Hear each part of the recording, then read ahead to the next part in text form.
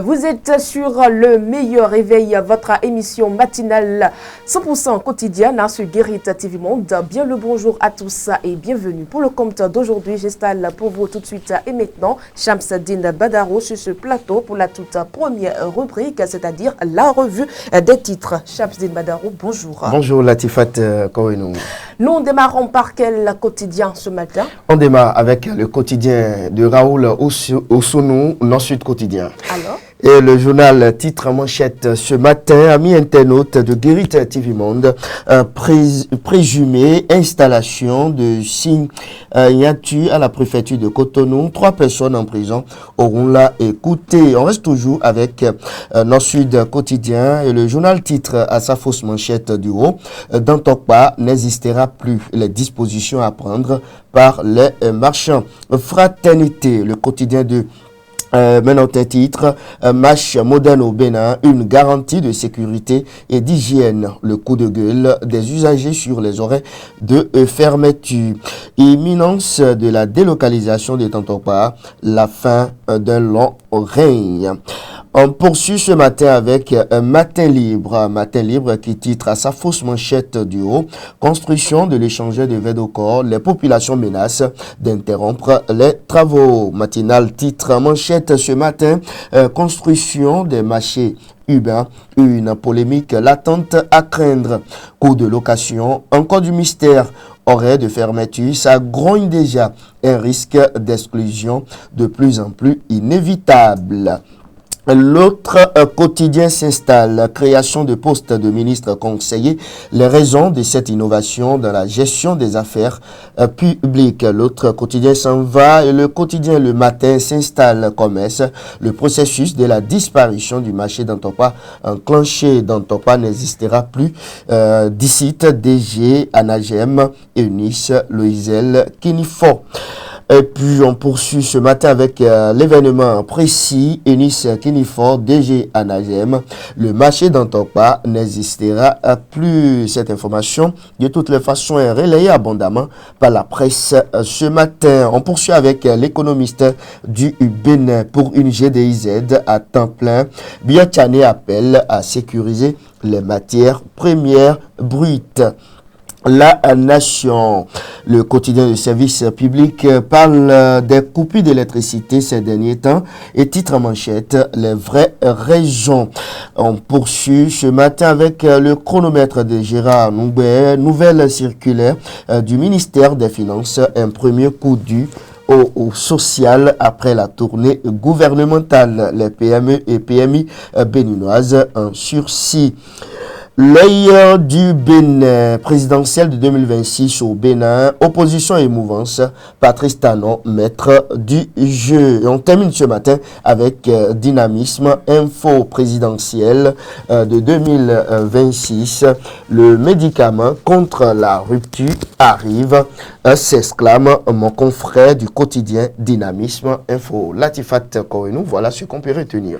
Et nous poursuivons avec la présentation de l'actualité du matin. Les députés en session plénière aujourd'hui et demain, jeudi. C'était ça, Latifat Kowenou, comme vous venez de le dire, au cours des travaux de ces 2 jours de séance plénière, les députés vont examiner plusieurs projets de loi. Des représentants du gouvernement sont aussi attendus pour éclairer les parlementaires sur un certain nombre de questions d'actualité. Ainsi, 11 projets de loi seront examinés ce jour. L'examen de ces projets de loi va se poursuivre dans la matinée du jeudi. Demain, donc, l'après-midi du jeudi sera consacré à l'examen de la question d'actualité concernant l'acquisition de la nationalité béninoise par naturalisation au profit, Latifat Korenou, des afro-descendants, ainsi qu'à l'examen de la question orale avec débat portant sur la délocalisation des institutions judiciaires du Porto Novo et l'état de l'hôpital d'instruction des armées. Autre actualité, un recrutement des fonctionnaires de l'État est annoncé au ministère des Finances.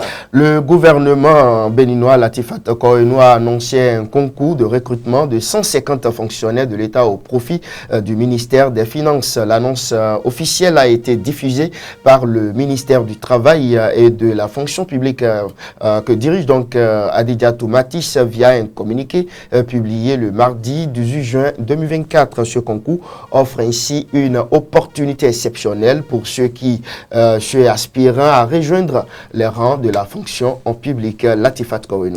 La police républicaine a procédé à la saisie d'une importante quantité de cannabis dans le septentrion. Latifat Kohénou, dans la matinée du dimanche 9 juin dernier, sur renseignements bien précis et grâce à la collaboration des fonctionnaires de la douane en poste à Niki, un motocycliste transportant un colis suspect a été localisé puis interpellé au centre-ville de la dite localité. L'ouverture du colis suspecté a permis Latifat Kohénou aux éléments du commissariat de l'arrondissement de Niki de découvrir 55 plaquettes de cannabis d'un poids total, faut-il le rappeler, d'environ 46 kg. Interrogé, le mis en cause a déclaré que le dit colis dont il ignorait le contenu lui a été confié par un conducteur à destination, j'allais dire, de Kalalé. Après les comptes rendus aux autorités compétentes, le suspect a été mis à la disposition de l'Office central de répression du trafic illicite des drogues et des précurseurs au certide pour la poursuite de l'enquête. Hors de nos frontières, au Tchad, des morts et des blessés ont été enregistrés dans l'incendie d'un dépôt de munitions à N'Djamena. Exactement, Latifat Kohénou, un important incendie a ravagé mardi soir un dépôt militaire de munitions. De nombreuses détonations très puissantes se sont fait entendre jusqu'à plusieurs kilomètres du dépôt du quartier de Goudji, non loin de l'aéroport de la capitale tchadienne. Cette nuit, avec l'intervention des militaires et des pompiers, l'incendie diminuait peu à peu. Dans la nuit, le président Mahamat Idriss Déby a déclaré sur sa page Facebook qu'il y avait des morts et des blessés. Un incendie dans un dépôt de munitions a provoqué des dégâts humains et matériels. Paix donc aux âmes des victimes. Ses 5 condoléances aux familles éplorées et prompt rétablissement aux blessés, a-t-il écrit, ajoutant une enquête sera ouverte pour déterminer les causes et situer les éventuelles responsabilités. Shamsdine Badarou à la Fédération béninoise de football, une assemblée générale extraordinaire est annoncée.